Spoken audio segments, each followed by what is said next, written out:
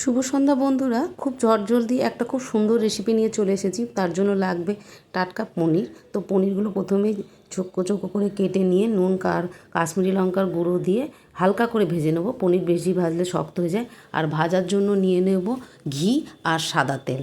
আর এদিকে শুকনো খোলায় জিরে আর শুকনো লঙ্কা ভালো করে ভেজে গুঁড়ো করে নিয়েছি।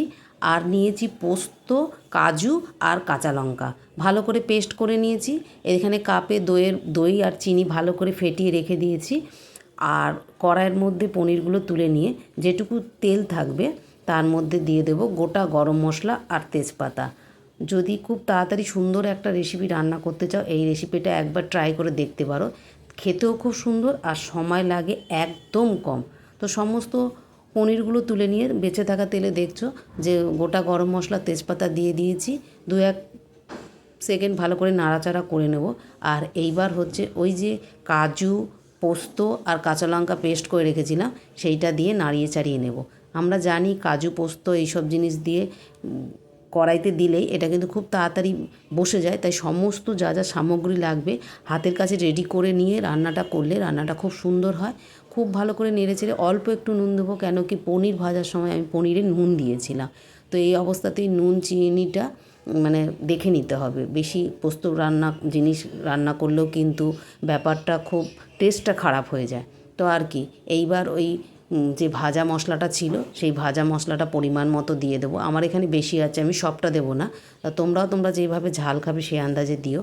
কাঁচা লঙ্কা আর এই ভাজা গুঁড়ো লঙ্কার ঝালটা একটু বেশি হয়ে যাবে। আমি যেহেতু ঝাল বেশি খাই তো দুটোই দিয়েছি। তোমরা চাইলে কাঁচা লঙ্কাটা স্কিপ করতে পারো।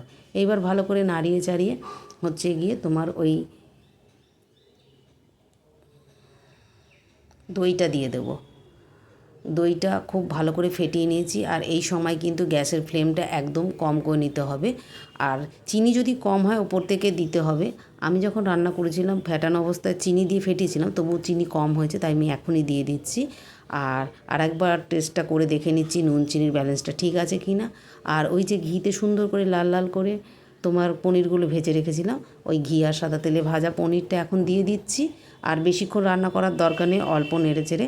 আর ওই যে জাদুকরি পাতাটা মানে কাসুরি মেথি, এবার কাসুরি মেথিটা হাতে ক্রাশ করে নিয়ে ওপর থেকে ছড়িয়ে দিয়ে 1-2 সেকেন্ড রাখলেই দারুণ মজাদার সুন্দর একটা পনিরের রেসিপি তৈরি হচ্ছে। আর সময় কিন্তু একদম লাগে না।